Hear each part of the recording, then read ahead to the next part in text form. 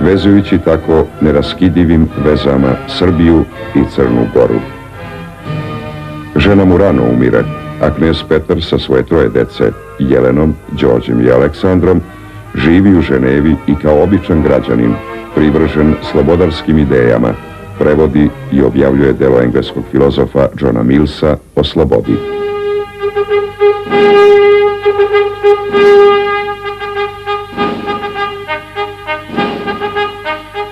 Petar I seda na presto u Sabornoj crkvi i obred krunisanja počinje.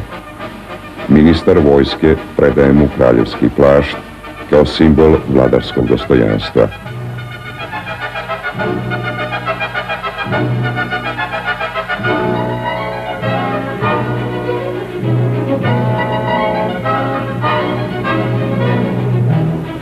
Teška kruna bez ukrasa, napravljena po Petrovoj želji od bronze prvog Karađorđevog topa. Sa krunom na glavi, zaogrnut plaštom, sa kraljevskim znacima u rukama, vraća se u dvor istim ulicama. Zabeležit će kasnije njegov najstariji sin, nesuđeni prestolonaslednik princ Đorđe Karađorđević.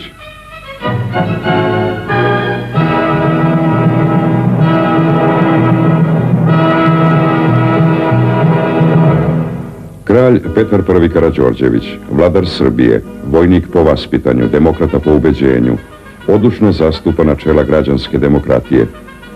Ja se ponosim time što sam krunisani predsjednik jedne republike, često govori on, ali to što predsjedavam svom narodu milije mi od krune. Ja sam danas jedini kralj u Evropi koji je za kralja biran.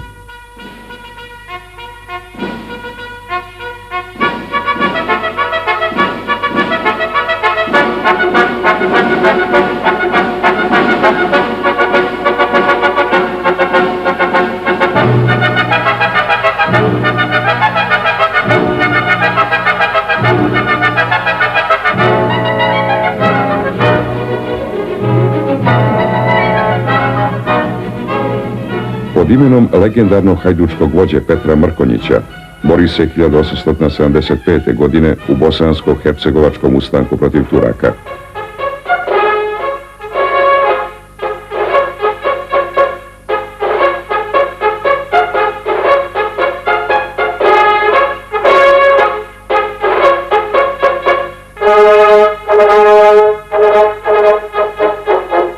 Vizionar ujedinjenja južnih Slovena, demokratski vladar, kralj Petar I, stvara Balkanski savez sa osnovnom porukom: Balkan balkanskim narodima. Sada mi je kao kralju Srbije ostala jedina želja da vidim ceo moj narod, Srbe, Hrvate i Slovence, oslobođene i ujedinjene u jednu državu.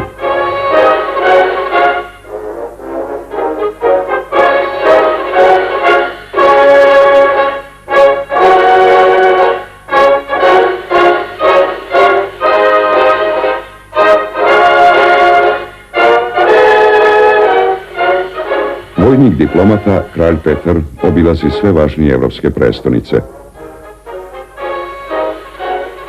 Sudbinski vezan za Francusku, srpski narod i dinastija Karađorđević i kroz vladavinu kralja Petra pokazuju svoju veliku naklonost francuskoj politici. –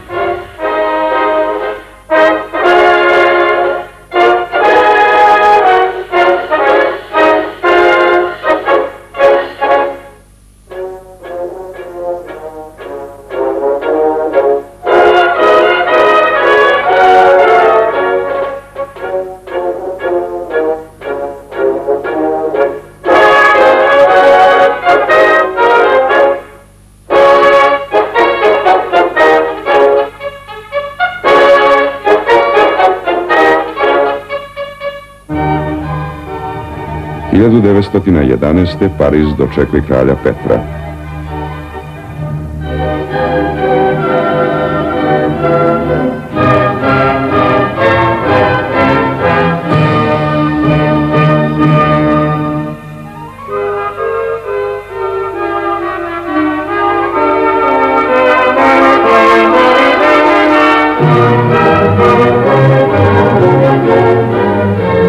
Smešten je na Orsejskom keju u salonu dvorca, istom onom gde nekada Napoleon beše dočekao Karađorđeve izaslanike.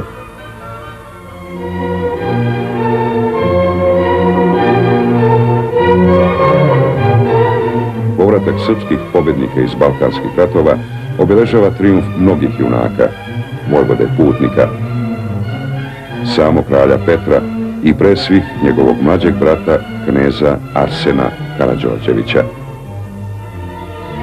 Rođen 1859. godine, knez Arsen Karađorđević stiče vojno obrazovanje u Parizu i Petrogradu. 1892. ženi se ruskom knjeginjom Aurorom Demidov od San-Donata, a 1893. dobija sina Pavla. Knez Arsen vodi bojemski i pomalo pustolovan život, ističući se kao general u ruskoj konjičkoj gardi, potom živi u Parizu gdje i umire oktobra 1938. godine.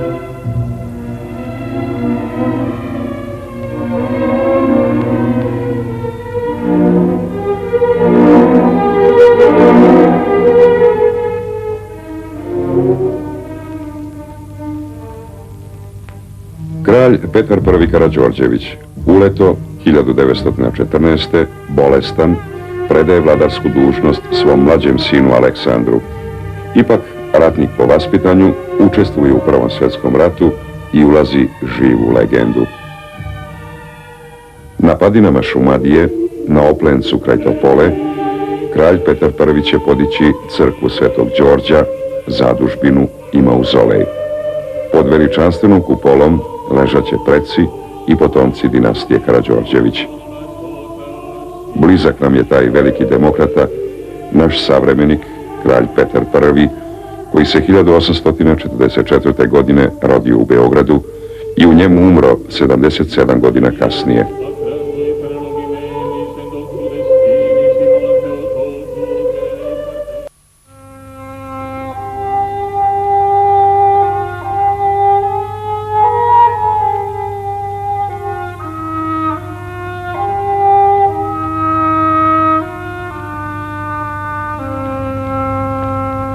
Drugi sin kralja Petra I. Karađorđevića, Aleksandar I, započeće javni život kao komandant Prve srpske armije.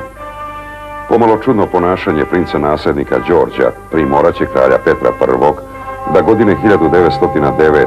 zatraži od princa Đorđa da se odrekne prava na presto u korist mlađeg sina Aleksandra. Iako starom kralju ne beše lako da ovo učini, on ipak donosi tu odluku i presto predaje Aleksandru.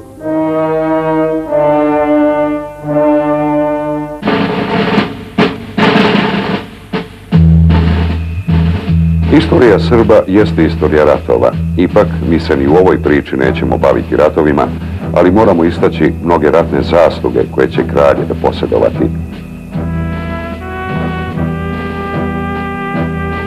Voljen od svojih vojnika, kralj Aleksandar biva u Balkanskom ratu komandant Prve srpske armije, koji u bici na Kumanovu pobeđuje tursku vojsku.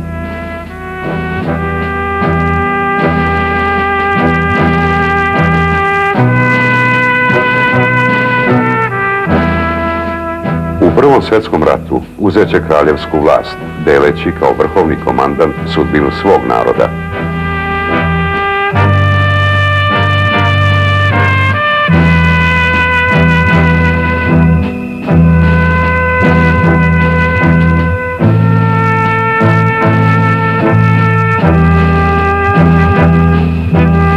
Posle bitke na Verdenu obići će i francuske ratnike na zapadnom frontu, izvršit će počasnu smotru.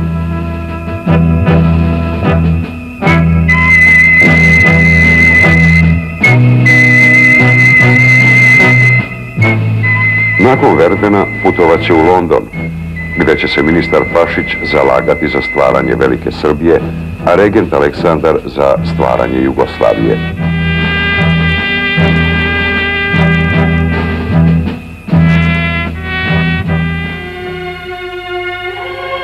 Brat kralja Aleksandra, princ Đorđe, po opisu savremenika beše veoma žustar, prek i osion.